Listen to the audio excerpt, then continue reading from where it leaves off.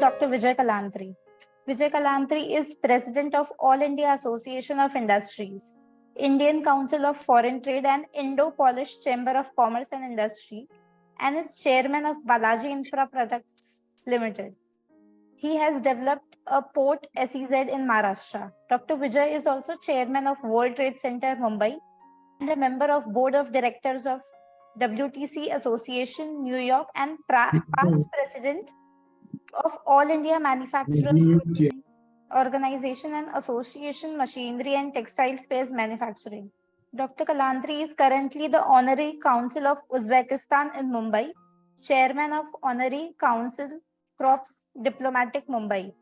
Honored with various prestigious awards, Dr. Vijay is a recipient of Commander Cross of the Order of Merit, the Government of Poland, and also the Pushkin Award from the President of Russian Federation. Today, Dr. Vijay Kalantri will give us a brief view of role of artificial intelligence and emerging technology in manufacturing.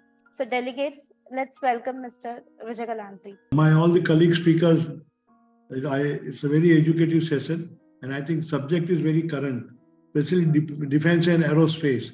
And artificial intelligence is now become a part of life, and we talk about disruptive technology. It is part of what we are talking about. The new technology, artificial intelligence, disruptive technology, all forms one part of it. But defense and aerospace, I would like to indulge a little bit that government has finally decided to open up for the private sector. And the various policies have been made. Recently, Prime Minister made a vision statement that instead of 1 billion export, we will do 3 billion export by the next year and 5 billion in next 3 years, which is a very big target. And I think it's achievable the way by the predecessor was speaking and the enthusiasm with which he was giving the statement that yes, why not? Could have played a very important role in this. Initially, we were used to struggle for only registration. We used to struggle for various permissions. We used to struggle to get into the defense and aerospace sector. And there were a lot of bottlenecks and irritants.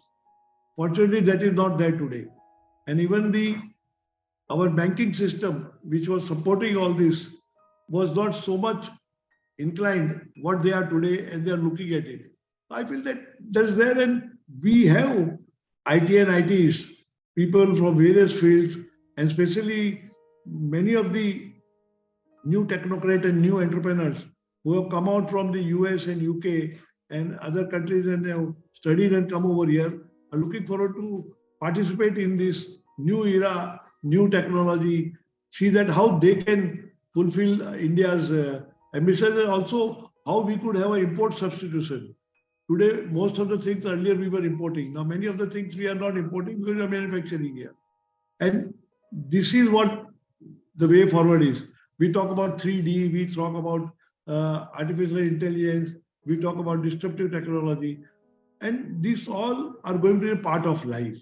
And anything new to adopt soon is difficult, but we have no choice but to move ahead with it. And in times to come, I feel that we are competent, our entrepreneurs are competent to deliver, and especially the MSME sector. It's a vibrant sector, which earlier was growing at 13 to 16%. Of course, now it is not at that level, but we feel that could go at 16%, and our manufacturing sector should go as 23%. That is what we want to achieve in the times to come. And manufacture for defense, aerospace, as well as the equipment for and move ahead with artificial intelligence and disruptive technology to fulfill the newer needs of the industry, trade, and people at large.